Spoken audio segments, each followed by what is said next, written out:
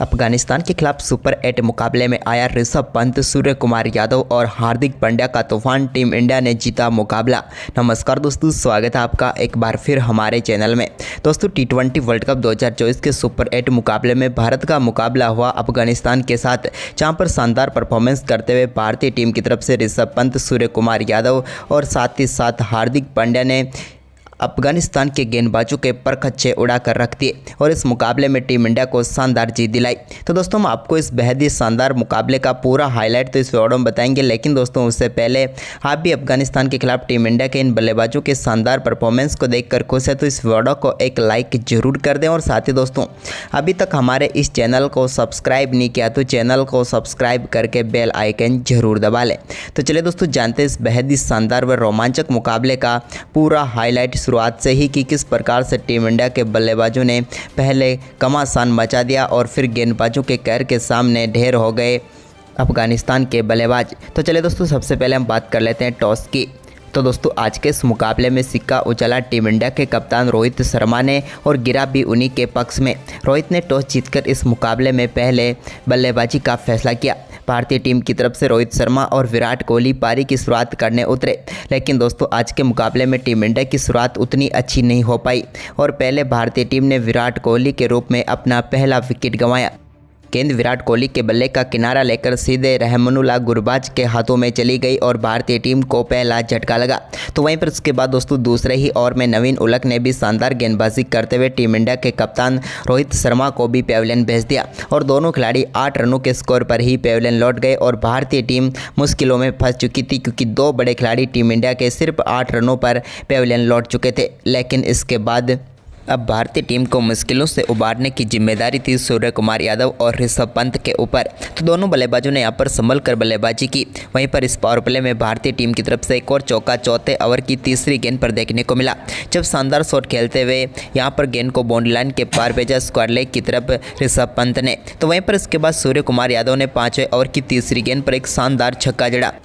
जहां पर उन्होंने एक शॉर्ट गेंद को फाइन लेग के ऊपर से सीधे स्टैंड में डिपॉजिट कर दिया और टीम इंडिया के लिए इस मुकाबले का पहला छक्का जड़ दिया। तो वहीं पर इसके बाद दोस्तों पावर प्ले के आखिरी ओवर में कट शॉट के जरिए एक और शानदार चौका लगाने में कामयाब हुए सूर्य कुमार यादव और टीम इंडिया का स्कोर अब 6ठे ओवर में 38 रनों तक पहुंच गया। तो वहीं पर इसके बाद दोस्तों ऋषभ पंत ने पावर प्ले के आखिरी गेंद पर शानदार तरीके से मिड विकेट की तरफ एक चौका लगाकर टीम इंडिया के स्कोर को पावर प्ले में 44 रनों तक पहुँचा दिया। यानी कि कहा जाए तो शुरुआती 2 झटकों के बाद भारतीय टीम अब अच्छी वापसी कर चुकी थी, क्योंकि अब स्कोर 6 ओवर में 44 रन हो चुका था और दोनों बल्लेबाज अब पूरी तरीके से सेट हो चुके थे इस मुकाबले में।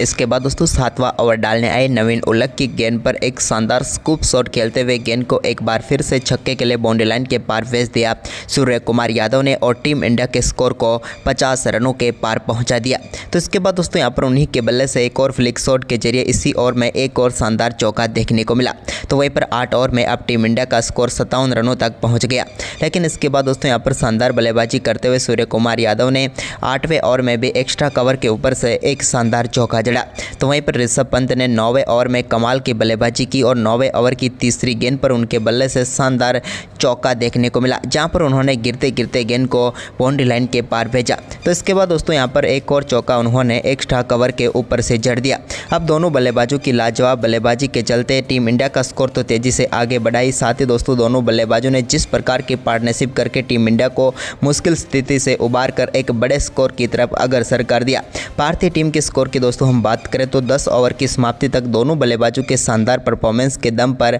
अब 88 रनों तक पहुंच गया टीम का स्कोर और दोनों बल्लेबाज भी अब धीरे धीरे अपने अर्धशतकों की तरफ आगे बढ़ रहे थे।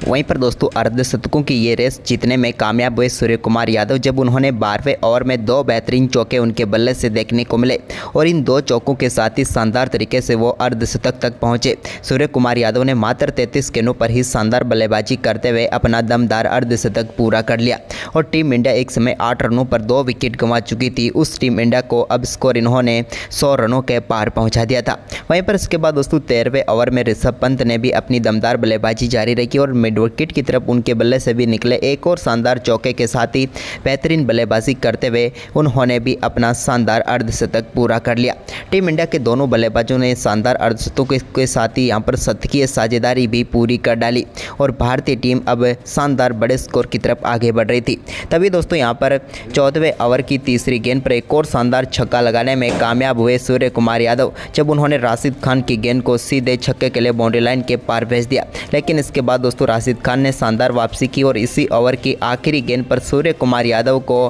पेविलियन भेज दिया। सूर्य एक लूज शॉट खेल बैठे और यहाँ पर गेंद सीधे फील्डर के हाथों में चली गई और सूर्य कुमार यादव शानदार 58 रनों की पारी खेलकर पेविलियन लौटे। तो सूर्य के आउट होने के बाद हार्दिक क्रीज पर उतरे। वहीं पर दोस्तों इसके बाद ऋषभ पंत ने 15वें ओवर में एक दमदार शॉट खेला और गेंद को रिवर्स हिट के जरिए छक्के के लिए बाउंड्री लाइन के पार भेजने में वो कामयाब हुए। एक अद्भुत शॉट उनके बल्ले से एक बार फिर देखने को मिला। तो वहीं पर इसी ओवर की आखिरी गेंद पर भी उन्होंने शानदार बल्लेबाजी करते हुए गेंद को फ्लिक शॉट के जरिए नो लुक शॉट खेला और गेंद को बाउंड्री लाइन के पार एक बार फिर से छक्के के लिए भेज दिया और इस ओवर में दमदार बल्लेबाजी उनकी देखने को मिली। तो वहीं पर इसके बाद दोस्तों नूर अहमद 17वां ओवर डालने आए तो इस ओवर में हार्दिक पांड्या का तूफान देखने को मिला, जब दोस्तों उन्होंने पहली गेंद पर दमदार शॉट खेलते हुए गेंद को मिड विकेट के ऊपर से सीधे स्टैंड में डिपॉजिट कर दिया और एक शानदार छक्का उनके बल्ले से निकला। तो वहीं पर इसी ओवर में उनके बल्ले से एक और शानदार शॉट देखने को मिला, जब उन्होंने सामने की तरफ गेंद को छक्के के लिए बाउंड्री लाइन के पार भेजा।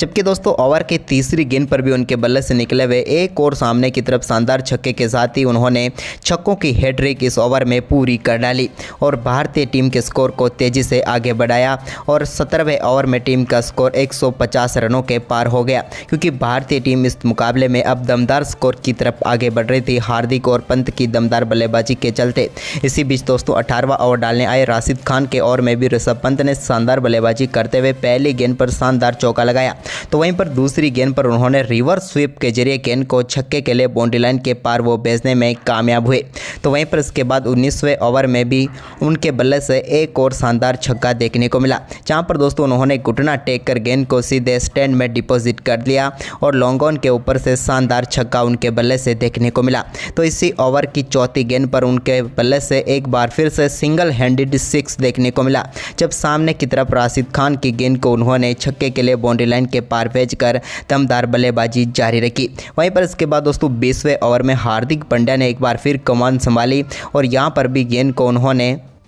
स्क्वायर लेग के ऊपर से छक्के के लिए बाउंड्री लाइन के पार भेजा। जबकि दोस्तों इसी ओवर में हार्दिक ने ओवर की 5वीं गेंद पर भी एक और शानदार छक्का यहां पर नवीन उलग की गेंद पर जड़ दिया और टीम के स्कोर के साथ साथ अपने स्कोर को भी तेजी से आगे बढ़ाया। हार्दिक पांड्या ने इस मुकाबले में दमदार बल्लेबाजी करते हुए 5 बड़े छक्कों के साथ 47 रनों की शानदार पारी खेली, जबकि ऋषभ पंत ने शानदार 88 रनों की पारी खेली, जिसके चलते टीम इंडिया ने 202 रनों का विशाल स्कोर खड़ा किया अफगानिस्तान की टीम के सामने।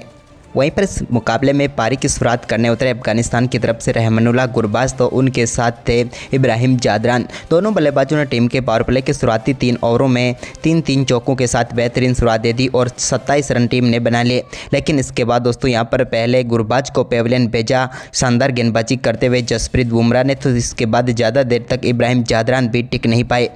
वहीं पर इसके बाद गुलबदीन नाइब से यहां पर टीम को उम्मीद थी, तो उन्होंने भी कुछ बेहतरीन शॉट टीम के लिए जरूर खेले, जहां पर बेहतरीन तरीके से टीम के स्कोर को पावर प्ले में इन्होंने 52 रनों तक पहुंचा दिया। लेकिन इसके बाद तो दोस्तों यहां पर अफगानिस्तान की टीम ने एक के बाद एक अपने विकेट गंवाती गई, जिसके चलते इस मुकाबले में भारतीय टीम ने शानदार वापसी की और एक समय तक 2 विकेट के नुकसान पर 52 रन बना चुकी अफगानिस्तान की टीम को अगले 10 रनों में रही 3 बड़े झटके भारतीय गेंदबाजों ने दे दिए, जहाँ पर हार्दिक पांड्या, अक्षर पटेल जैसे गेंदबाजों ने घातक गेंदबाजी की, जिसके सामने अफगानिस्तान के बल्लेबाज ज़्यादा कुछ खास नहीं कर पाए और भारतीय टीम ने इस मुकाबले पर पूरी तरीके से शिकंजा कस दिया और 70 रनों तक अफगानिस्तान की टीम ने अपने महत्वपूर्ण 6 विकेट गंवा दिए। अब तो भारतीय टीम के लिए सिर्फ औपचारिकता ही बची हुई थी इस मुकाबले में, क्योंकि गेंदबाजों ने जिस प्रकार की गेंदबाजी की वो वाकई में देखने लायक थी। लेकिन इसके बाद दोस्तों आखिर में कुछ बड़े शॉट एक बार फिर से अफगानिस्तान के बल्लेबाजों के द्वारा जरूर देखने को मिले, जिसके चलते अफगानिस्तान की टीम भी सम्मानजनक स्कोर तक जरूर पहुंच पाई, क्योंकि एक समय तक लग रहा था कि ये टीम शायद ही 100 रनों का आंकड़ा छू पाए, लेकिन यहाँ पर अंत में मोहम्मद नबी और उनके साथ गुलबदीन नाइब ने शानदार पार्टनरशिप कर डाली, जिसके चलते टीम का स्कोर निर्धारित 20 ओवर में 8 विकेट के नुकसान पर 122 रनों तक पहुँच पाया। लेकिन दोस्तों इस मुकाबले में टीम इंडिया ने दमदार परफॉर्मेंस करते हुए शानदार जीत दर्ज की और सुपर 8 का अपना मुकाबला शानदार तरीके से जीत लिया। तो दोस्तों आपको ये भारतीय टीम की जीत कैसी लगी, हमें अपनी राय कमेंट बॉक्स में ज़रूर दें और साथ ही इस वीडियो को अपने दोस्तों के साथ ज़्यादा से ज़्यादा शेयर जरूर करें। धन्यवाद।